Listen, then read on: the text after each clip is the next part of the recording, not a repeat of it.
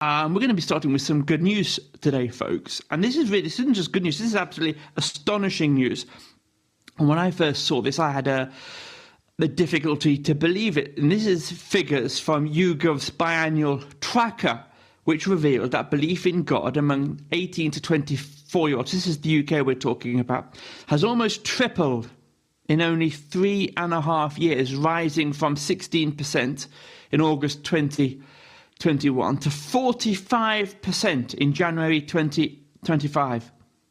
That's just a little less than half now of 18 to 24-year-olds believe in God. Huge turnaround in such a very short period of time.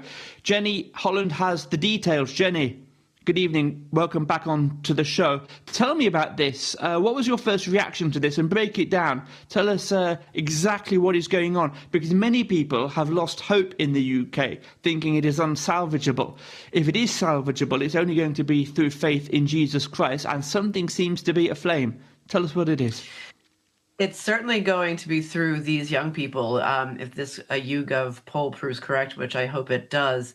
I was staggered to read these numbers earlier when you sent me the link. So like you said, 45% of 18 to 24-year-olds are reporting going to church on Sundays. And that's up from 16% in 2021, so not even that long ago. Church attendance overall is up 56% in Church of England churches. And among men in 18 and 24, and there's obviously been a ton of talk about how men are becoming much more conservative. Young men are more conservative than their female counterparts. And this somewhat bears it out in that, according to the poll, 1 in 5 men between 18 and 24 is now going to church. Staggering numbers. And women have increased greatly up from 3%, a mere 3%, to 12%, which all of this means that now the 18 to 24-year-olds are, and I hope everyone's sitting down in the audience, the second most likely group to attend church in England. So absolutely stunning numbers. The numbers of Catholics or people self-reporting as Catholics going to church are also up. And Bible sales have doubled since 2019, all according to this YouGov poll. I'm absolutely astounded because I think since we've been doing this, Ben, I feel like every week or every other week, I come on here and moan and despair at the Church of England and how it's become this sort of fusty, woke, bureaucratic organization. So this is very much a counter to that. And I would be fascinated to see how it plays out. I also want to flag one other important thing. Mm-hmm.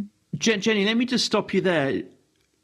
This renaissance that seems to be taking place across the UK, and for our American audience, it's difficult to underline just how atheist and secular the contemporary British mindset is, far, far more so than anything you'll find in America. Is this renaissance taking place because of the Church of England? Liberal bishops, liberal pastors in the Church of England and of course in the Catholic Church, or in spite of their attempts to undermine the faith? What do you think about that? My personal opinion is that it's very much despite that and not because of. And even there's a sort of a head of networks in the Church of England who was quoted in the piece urges her own church to recognize this opportunity and sort of meet these young people where they're at. I mean, the reality is that my understanding was that congregants in the church before this were quite old, and so the bureaucracy would be fairly. They would reflect that to some degree. Maybe these young people can inject some new spirit and actual scripture into the organization. I think what's really interesting, though, is that these stories are popping up whilst in the background we have governments making a concerted effort to portray ordinary God-fearing Christians as a far-right menace, which we all know was done under the Biden administration. But just earlier in the month, there was a report by a European parliamentary group on sexual and reproductive rights that specifically called out religious people as a far-right threat to democracy.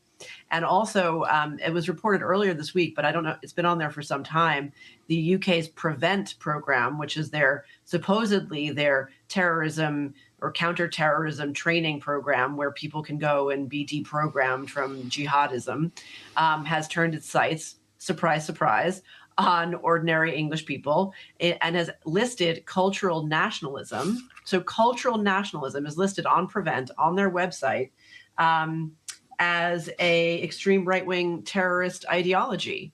And so this is very interesting to me that on the one hand, you have this bureaucracy, both British and European, that is insistent and in a very concerted and very dark way, constantly going back to try and convince people that people who pray on Sundays in churches across Europe are an actual terrorist threat. And you, on the other side, apparently you have these shocking numbers of young people saying, actually, no, I need to find this spiritual fulfillment and I'm going to go to my local church to get it. So you tell me, Ben, I mean, do you think they're connected? I mean, I certainly do. I certainly do. I think they are connected. And I want to bring Frank Walker in just in a moment. But before I do, let me ask you this other question, Jenny. The report notes that hostility and apathy to Christianity seen among older generations are being replaced by openness in Generation Z. I'll use the American terminology here. Generation Z.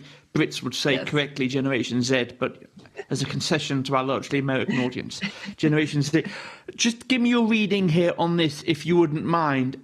Is there a possibility here, and this is something that we've mentioned on the War Room quite a few times over the years, but might this be a case of the natural rebelliousness of youth rebelling against the woke superstructure here and the insistence, the individuality, the insistence on individuality of kids that every generation seems to produce, at least since the Second World War, but that desire to go against the prevailing stream?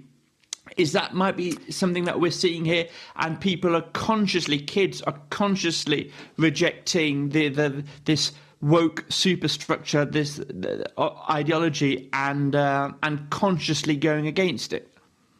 I definitely think that's part of it. I think that corporations and adult society, like school curricula, advertising, everything that was associated with the man, as they might have said in the 60s, became woke, and virulently so, and really in very over the top ways, like with men in little dresses pretending to be women drinking Bud Light, just to name one example. And in the UK, it's the same. It's everywhere you look. It's trans this and trans that, and it's very, very politicized. The common discourse, the public square, is very politicized, but only in this one particular way. It's definitely the state messaging, and that is cringe. That is embarrassing. If you're a young person who wants to rebel, you don't want to have anything to do with Nike or Bud Light or whatever government agency is putting out some embarrassing naff leaflets about how men can have babies too. You know that's not true. And it's really like the emperor has no clothes. I also think, however, that the dating culture in the UK, much like in the States, but it might even be more so, there's a culture of extreme promiscuity, at least as is portrayed in popular culture. Popular culture here, television shows and the like, are extremely crass and extremely explicit. And I think that young people are having a very natural and healthy reaction against that. There was a case recently of a woman who has become infamous for bedding, shall we say, 1,000 men in one 24-hour period. And this is an English woman, and she's plastered all over the media. Channel 4 just did a documentary about her. I mean, this is a huge turnoff to young people, actually. They really are. It's grotesque. That's Bonnie Blue, I think you're referring to. You see, I know something about popular culture. Frank I'm Walker, I surprised want to you know bring you that, in. Ben. It's my paid job. I have to look at about 850 articles every day, normally in the international news circuit, but Bonnie Blue even breaks it out into the international news. What can I Sneaks say? in there. Frank, and that's the only reason, by the way, I know who this person is. I don't have an OnlyFans account. I can hear the sigh of Perish the thought. regret coming out from the warm audience.